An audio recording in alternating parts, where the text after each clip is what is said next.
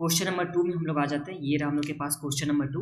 The following details are provided by GPS limited. तो हम लोग को जीपीएस लिमिटेड के द्वारा डिटेल प्रोवाइड कर दिया गया है, जिसमें क्या दे रखा है सबसे पहला तो इक्विटी शेयर कैपिटल दे रखा हुआ है 65 लाख का, फिर 12% प्रेफरेंस शेयर दे रखा हुआ है 12 लाख का, उसके बाद 15% डिवेंचर दे रखा हुआ है 20 लाख का एंड 10% कन्वर्टेबल डिवेंचर ये दे रखा हुआ है हम लोग के पास 8 लाख का।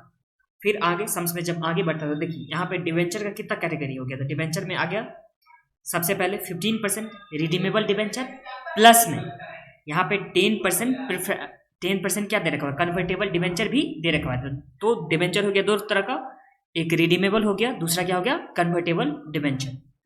अब आगे बढ़ते हैं, क्या दे रखा हुआ आगे the cost of equity capital the cost of equity capital for the company is 16.30%। तो हम लोग को कॉस्ट ऑफ इक्विटी भी दे रखा हुआ है। आगे income tax rate for the company is 30%। तो इनकम टैक्स रेट हम लोग को 30% दे रखा हुआ है। अब जब आगे बढ़ते हैं हम लोग को तो क्या बोला यहाँ पे you are required to calculate the weighted average cost of capital of the company. तो हम लोग को weighted average cost of capital sums में निकालना है।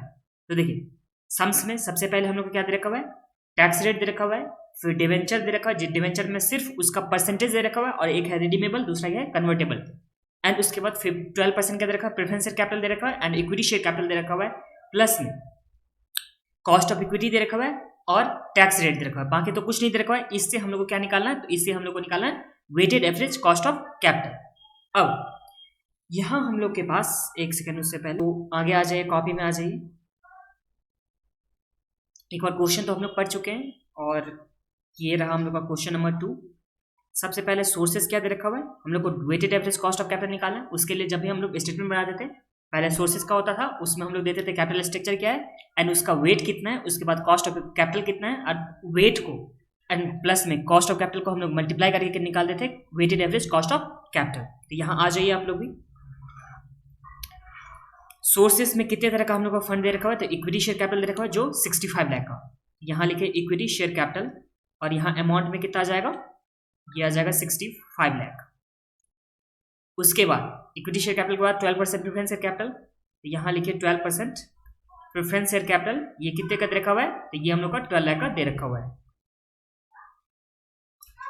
उसके बाद 15% रिडीमेबल डिवेंचर, ये 15% रिडीमेबल डिवेंचर कितने का है, तो ये है 20 लाख का। तो 15% डिवेंचर ये है 20 लाख का।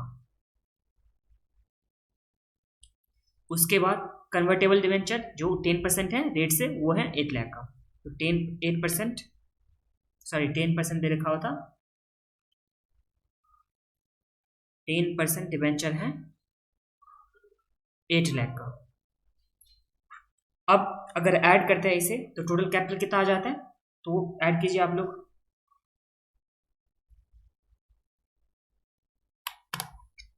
$65 lakh plus 12 lakh plus 20 lakh plus 8 lakh, तो ये हम लोग आ जाता है 105 लाख। तो 105 लाख ये हम लोग का क्या आ गया, टोटल कैपिटल आ गया। अब इससे हम लोग को क्या निकालना है, तो वेट निकालना है। तो वेट निकालना तो इजी है, चलिए वेट निकालते हैं। वेट को हम लोग ए मानते हैं, तो ये कैसे निकालेंगे, तो 65 डिवाइड बाय 105, तो ये हम लोग का आ गया 0.62। उसके बाद क्या दे रखा हुआ हम लोग के पास, या 3 डिजिट में भी ले सकते हैं, तो तीन डिजिट में लेना होगा। तो 65 डिवाइड बाय 105, तो ये आ गया था 0.619।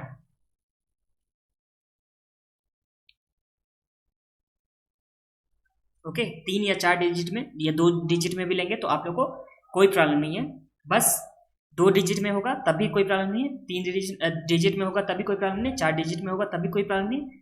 आईसीआई में दे रखा हुआ था 3 डिजिट, इसलिए यहाँ पे 3 डिजिट लिया हो, बट कोई प्रॉब्लम नहीं है कि किसी भी डिजिट में होगा। तो आगे देखते हैं आगे कितना होता है, तो 12 डिवाइड बाई 105, तो ये हम लोग का आ जाता है 0.114।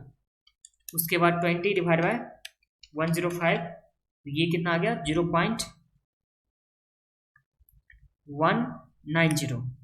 उसके बाद 8 डिवाइड बाय 105, तो 0.076। और जब इसे टोटल करेंगे तो टोटल वेट कितना होता है, टोटल वेट होता है हमेशा 1 होता है। ओके, क्योंकि हम लोग यहाँ पे प्रोपोर्शन निकालें तो इस तरह से टोटल वेट हमेशा 1 होगा।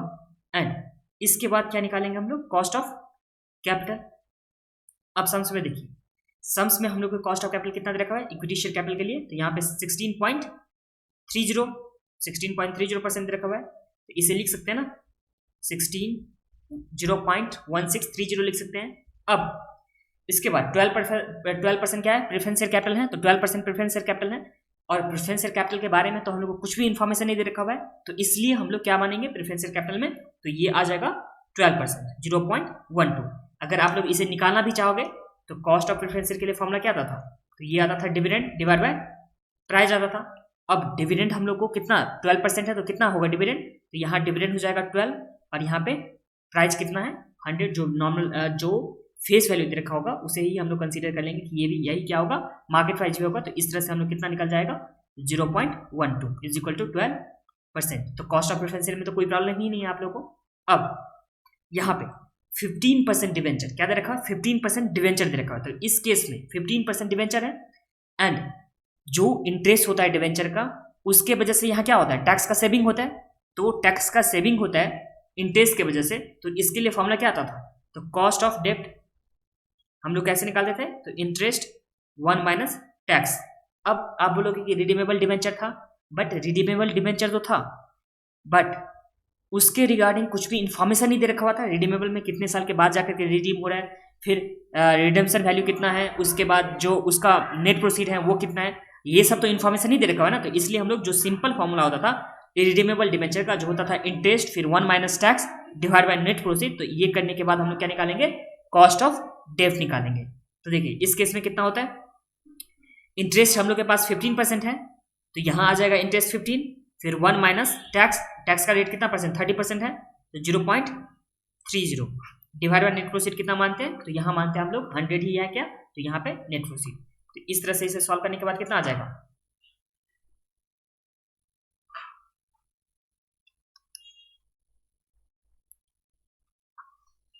15 माइनस 30%, तो ये कितना आ गया 10.5%। ये कितना आ गया, इसे सॉल्व कीजिए तो 10 पॉइंट कितना आ जाता है 5% आ जाता है। बस इस 10.5 को हम लोग यहाँ लिख देंगे, तो इसे लिखेंगे 10.5 को 0.105। यहाँ तक तो कुछ प्रॉब्लम नहीं आप लोग को। इसी तरह से जो 10% डिवेंचर दे रखा है उसमें भी हम लोग करेंगे, तो आ जाइए। ये था हम लोग का 15% के लिए, और एक ये है 15% रेट वाले, और ये है 10%। इसके टाइम में क्या हो जाएगा, तो 10 फिर 1 माइनस टैक्स जो कितना है 0.30 डिवाइड बाय, और ये कितना आ जाएगा 100, तो ये आ गया 7%। तो यहाँ कीजिए 7%, 7% मतलब 0.07, ये आ गया हम लोग का कॉस्ट ऑफ कैपिटल। अब weighted average cost of capital निकालने के लिए हम लोग वेट को मल्टीप्लाई करते थे कॉस्ट ऑफ कैपिटल से। तो यहाँ वेट को हम लोग ए एज्यूम किए थे, एंड यहाँ कॉस्ट ऑफ कैपिटल को कितना क्या एज्यूम कर रहा हूँ, तो यहाँ पे एज्यूम कर लीजिए आप लोग बी कर लीजिए, एंड उसके बाद ए इंटू बी करने से क्या आ जाएगा, तो इसे ए इंटू बी कीजिए तो कितना आता है 0.619 इंटू 0.1630, तो ये कितना आ गया हम लोग का 0.1008। इसे हम प्लस में डाल दीजिए, फिर 0.114 इंटू 0.12 एम प्लस, इसे एम प्लस में करते जाइए मल्टीप्लाई करके। ये तो सिंपल सी बात है ना, सिंपल सा सम्स है। 0.190 इंटू 0.105,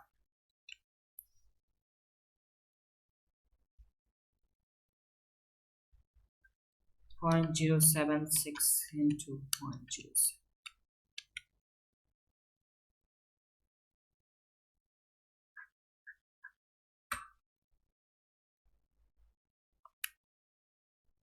ये आ गया हम लोग का 0.139847। तो अगर इसे अगर लिखा जाए तो WACC हम लोग का ये आ गया जो पॉइंट में है। इसे परसेंट में जब भी हम लोग कन्वर्ट करेंगे तो 100 से मल्टीप्लाई करते हैं, तो यहाँ पे वेटेड एवरेज दूसरा कलर से लिख देता हूँ, weighted average cost of capital कितना हो जाएगा 13.99% या 13.98%, जो भी लिखना होगा आप लोग लिख लीजिएगा। ओके, तो इसी के साथ ही हम लोग का क्वेश्चन नंबर 2 कंप्लीट होता है। अब एक बात सुनो, जब भी आप लोग सम्स करते हो तो वो तो मेरे साथ करते हो तो वो तो हो गया। अब जब फर्स्ट टाइम कर रहे हो तो जिस भी स्पीड में आप लोग को समझ में आता हो, जैसे 1x हो गया 2x हो गया, तो जो भी एक स्पीड में आप लोग को समझ में आएगा उस तरह से एक बार देखिएगा। एंड उसके बाद जैसे ही यहाँ पे कंप्लीट हो जाएगा फिर आप लोग को खुद से बनाना है। और जैसे जैसे आप लोग करते जाओगे, किसी किसी सम्स में किसी पर्टिकुलर एक पॉइंट में प्रॉब्लम होता है तो उस टाइम आपको क्या करना है, देखिए जैसे बुक रहा, ये हम लोग के पास बुक आ गया, चलिए बुक कट गया है। तो जो भी अगर होता है बुक का जो ऊपर वाले पेज होता है, ऊपर वाले हिस्सा होता है, उस पर स्पेस होता है, तो वहाँ आप लोग लिख लीजिएगा हाँ इस पॉइंट में यहाँ पे प्रॉब्लम था। अगर कोई इंपॉर्टेंट क्वेश्चन होता है तो वहाँ पे मार्किंग कर लीजिएगा। एंड जैसे ही आप लोग बुक के ऊपर में लिखोगे ना, तो आप जब रिविजन करोगे तो उस टाइम में आप लोग को बहुत ही ईजी हो जाएगा। ओके, तो चलिए मिलते हैं नेक्स्ट वीडियो में, तब तक के लिए ध्यान रखिए, बाय बाय, टेक केयर।